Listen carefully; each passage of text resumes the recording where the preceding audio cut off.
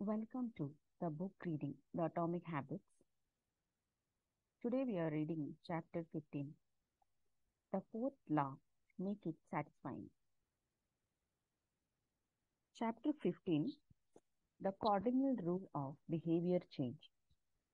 In the late 1990s, a public health worker named Stephen Loube left his hometown of Omaha, Nebraska and bought a one-way ticket to Karachi, Pakistan. Karachi was one of the most populous cities in the world. By 1998, over 9 million people called it home. It was the economic center of Pakistan and a transportation hub. With some of the most active airports and seaports in the region, in the commercial parts of town, you could find all of the standard urban amenities and bustling downtown streets. But Karachi was also one of the least livable cities in the world.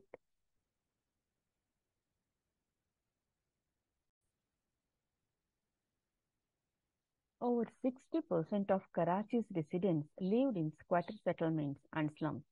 These densely packed neighborhoods were filled with makeshift houses cobbled together from old boards, cinder blocks, and other discarded materials. There was no waste removal system, no electricity grid, no clean water supply. When dry, the streets were a combination of dust and trash. When wet, they became a muddy pit of sewage. Mosquito colonies thrived in pools of stagnant water, and children played among the garbage. The unsanitary conditions led to widespread illness and disease. Contaminated water sources caused epidemics of diarrhea, vomiting, and abdominal pain. Nearly one third of the children living there were malnourished. With so many people crammed into such a small space, viruses and bacterial infections spread rapidly. It was this public health crisis that had brought Stephen Dubey to Pakistan. Dubey and his team realized that in an environment with poor sanitation, the simple habit of washing your hands could make a real difference in the health of the residents. But they soon discovered that many people were already aware that hand washing was important. And yet, despite this knowledge, many residents were washing their hands in a haphazard fashion. Some people would just run their hands under the water quickly. Others would only wash one hand. Many would simply forget to wash their hands before preparing food. Everyone said hand washing was important, but few people made a habit out of it. The problem wasn't knowledge. The problem was consistency. That was when Lube and his team partnered with Procter and Gamble to supply the neighborhood with Safeguard soap. Compared to your standard bar of soap, using Safeguard was a more enjoyable experience. In fact, Pakistan, Safeguard was a premium soap. Lube told me the study participants commonly mentioned how much they liked it. The soap foamed easily, and people were able to lather their hands with suds. It smelled great. Instantly, hand washing became slightly more pleasurable. I see the goal of hand washing promotion not as behavior change, but as habit adoption. Lube said it is a lot easier for people to adopt a product that provides a strong positive sensory signal. For example, mint taste of toothpaste than it is to adopt a habit that does not provide pleasurable sensory feedback. Like flossing one's teeth, the marketing team at Procter and Gamble talked about trying to create a positive hand washing experience.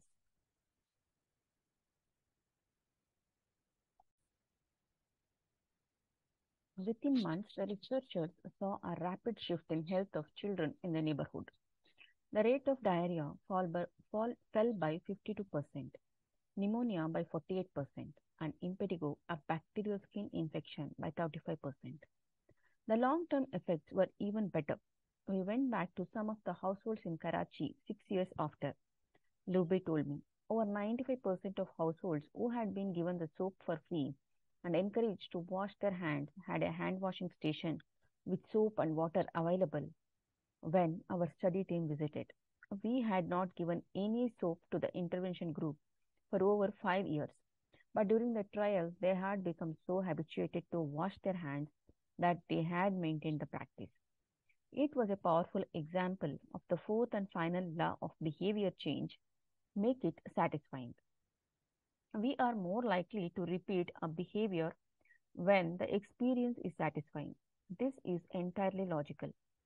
Feelings of pleasure, even minor ones like washing your hands with soap that smells nice and lathers well, are signals that tell the brain, this feels good. Do this again next time. Pleasure teaches your brain that a behavior is worth remembering and repeating. Take the story of chewing gum. Chewing gum had been sold commercially throughout the 1800s, but it wasn't until Wrigley launched in 1891 that it became a worldwide habit. Early versions were made from relatively bland resins, chewy, but not tasty. Wrigley revolutionized that industry by adding flavors like spearmint and juicy fruit, which made the product flavorful and fun to use. Then they went a step further and began pushing chewing gum as a pathway to a clean mouth. Advertisements told readers to refresh your taste. Tasty flavors and the feeling of a fresh mouth provided little bits of immediate reinforcement and made the product satisfying to use. Consumption skyrocketed, and Wrigley became the largest chewing gum company in the world. Toothpaste had a similar trajectory. Manufacturers enjoyed great success when they added flavors like spearmint, peppermint, and cinnamon to their products. These flavors don't improve the effectiveness of toothpaste. They simply create a clean mouth feel and make the experience of brushing your teeth more pleasurable. My wife actually stopped using Sensodyne because she didn't like the aftertaste. She switched to a brand when a stronger mint flavor which proved to be more satisfying. Conversely, if an experience is not satisfying, we have little reason to repeat it. In my research, I came across the story of a woman who had a narcissistic relative who drove her nuts. In an attempt to spend less time with this egomaniac, she acted as dull and as boring as possible whenever he was around. Within a few encounters, he started avoiding her because he found her so uninteresting. Stories like these are evidence of the cardinal rule of behavior change. What is rewarded is repeated, what is punished is avoided. You learn what to do in the future based on what you were rewarded for doing or punished for doing in the past. Positive emotions cultivate habits, negative emotions destroy them. The first three laws of behavior change: make it obvious, make it attractive, and make it easy increases the odds that a behavior will be performed this time. The fourth law of behavior change: make it satisfying increases the odds that a behavior will be repeated next time. It completes the habit loop. But there is a trick. We are not looking for just any type of satisfaction. We are looking for immediate satisfaction. The mismatch between immediate and delayed rewards. Imagine you are an animal roaming the plains of Africa, a giraffe or an elephant or a lion. On any given day, most of your decisions have an immediate impact. You are always thinking about what to eat or where to sleep or how to avoid a predator. You are constantly focused on the present or the very near future. You live in what scientists call an immediate return environment because your actions instantly deliver clear and immediate outcomes. Now switch back to your human self. In modern society, many of the choices you make today will not benefit you immediately. If you do a good job at work, you will get a paycheck in a few weeks. If you exercise today, perhaps you won't be overweight next year. If you save money now, maybe you will have enough for retirement decades from now. You live in what scientists call a delayed return environment because you can work for years before your actions deliver the intended payoff. The human brain did not evolve for life in a delayed return environment. The earliest remains of modern humans, known as Homo sapiens are approximately 200,000 years old.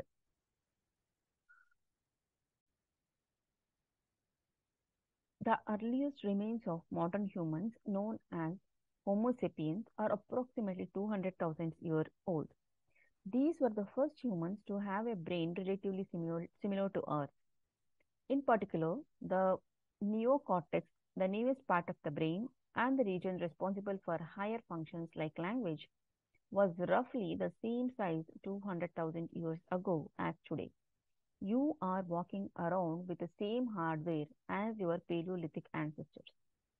It is only recently, during the last 500 years or so, the society has shifted to a predominantly delayed return environment. Compared to the age of the brain, modern society is brand new.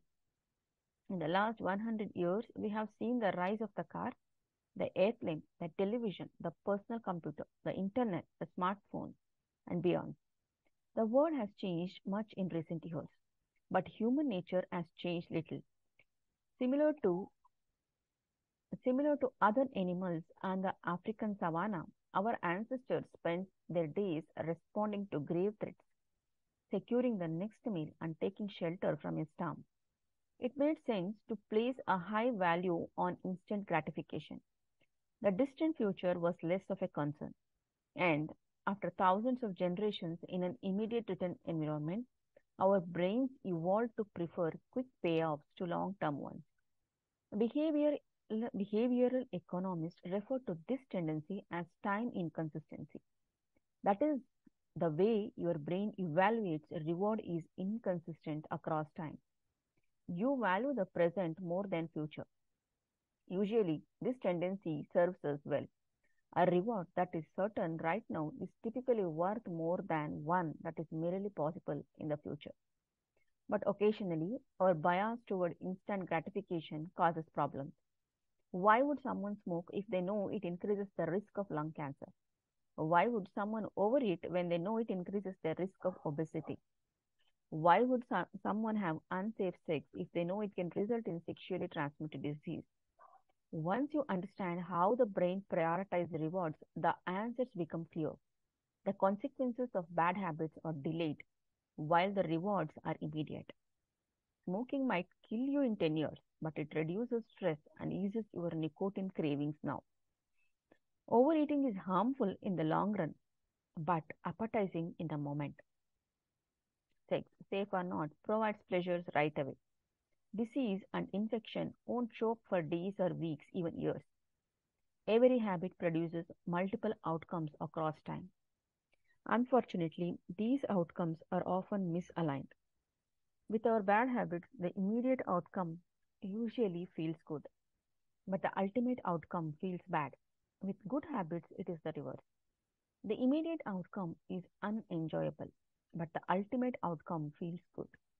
The French economist Frédéric Bastiat explained the problem clearly when he wrote, "It almost always happens that when the immediate consequence is favorable, the later consequences are disastrous and vice versa. Often, the sweeter the first fruit of a habit, the more bitter are its later fruits." Put another way, the costs of your good habits are in the present, the costs of your bad habits are in the future. The brain's tendency to prioritize the present moment means you can't rely on good intentions. When you make a plan to lose weight, write a book, or learn a language, you are actually making plans for your future self. And when you envision what you want your life to be like, it is easy to see the value in taking actions with long term benefits. We all want a better life for our future selves. However, when the moment of decision arrives, instant gratification usually wins. You are no longer making a choice for future you, who dreams of being fitter or wealthier or happier. You are choosing for present you, who wants to be full, pampered, and entertained. As a general rule, the more immediate pleasure you get from an action, the more strongly you should question whether it aligns with your long term goals. With a fuller understanding of what causes our brain to repeat some behaviors and avoid others, let's update the cardinal rule of behavior change. What is immediately rewarded is repeated. What is immediately punished is avoided. Our preferences for instant gratification reveals an important truth about success. Because of how we are wired, most people will spend all day chasing quick hits of satisfaction. The road less traveled is the road of delayed gratification. If you are willing to wait for the rewards, you will face less competition and often get a bigger payoff. As the saying goes, the last mile is always the least crowded. This is precisely what research has shown. People who are better at delaying gratification have higher SAT scores, lower levels of substance abuse, lower likelihood of obesity, better responses to stress, and superior social skills. We have all seen this play out in our own lives. If you delay watching television and get your homework done, you will generally learn more and get better grades. If you don't buy desserts and chips at the store, you will often eat healthier food when you get home. At some point, success in nearly every field requires you to ignore an immediate reward in favor of a delayed reward. Here is the problem. Most people know that delaying gratification is the wise approach. They want the benefits of good habits to be healthy, productive, at peace. But these outcomes are seldom top of mind at the decisive moment. Thankfully, it's possible to train yourself to delay gratification. But you need to work with a grain of human nature, not against it. The best way to do this is to add a little bit of immediate pleasure to the habits that pay off in the long run and a little bit of immediate pain to ones that don't. How to turn instant gratification to your advantage. The vital thing in getting a habit to stick is to feel successful, even if it's in a small way. The feeling of success is a signal that your habit paid off and that the work was worth the effort. In a perfect world, the reward for a good habit is the habit itself. In the real world, good habits tend to feel worthwhile only after they have provided you with something. Early on, it's all sacrifice. You have gone to the gym a few times, but you are not stronger or fitter or faster, at least not in any noticeable sense. It's only months later, once you shed a few pounds or your arms gain some definition, that it becomes easier to exercise for its own sake. In the beginning, you need a reason to stay on track. This is why immediate rewards are essential. They keep you excited while the delayed rewards accumulate in the background. What we are really talking about here, when we are discussing immediate rewards, is the ending of a behavior. The ending of any experience is vital because we tend to remember it more than other phases. You want the ending of your habit to be satisfying. The best approach is to use reinforcement, which refers to the process of using an immediate reward to increase the rate of a behavior. Habit stacking, which we covered in chapter 5, ties your habit to an immediate cue, which makes it obvious when to start. Reinforcement ties your habit to an immediate reward, which makes it satisfying when you finish. Immediate reinforcement can be especially helpful when dealing with habits of avoidance, which are behaviors you want to stop doing. It can be challenging to stick with habits like no frivolous purchases or no alcohol this month because nothing happens when you skip happy hour drinks or don't buy that pair of shoes. It can be hard to feel satisfied when there is no action in the first place. All you are doing is resisting temptation, and there isn't much satisfying about that. One solution is to turn the situation on its head. You want to make avoidance visible. Open your savings account and label it for something you want, maybe leather jacket. Whenever you pass on a purchase, put the same amount of money in the account. Keep your morning latte. Transfer $5. Pass on another month of Netflix. Move $10 over. It's like creating a loyalty program for yourself. The immediate reward of seeing yourself save money toward the leather jacket feels a lot better than being deprived. You are making it satisfying to do nothing. One of my readers and his wife used a similar setup. They wanted to stop eating out so much and start cooking together more. They labeled their savings account trip to Europe. Whenever they skipped going out to eat, they transferred $50 into the account. At the end of the year, they put the money toward the vacation. It is worth noting that it is important to select short term rewards that reinforce your identity rather than ones that conflict with it. Buying a new jacket is fine if you are trying to lose weight or read more books, but it doesn't work if you are trying to budget and save money. Instead, taking a bubble bath or going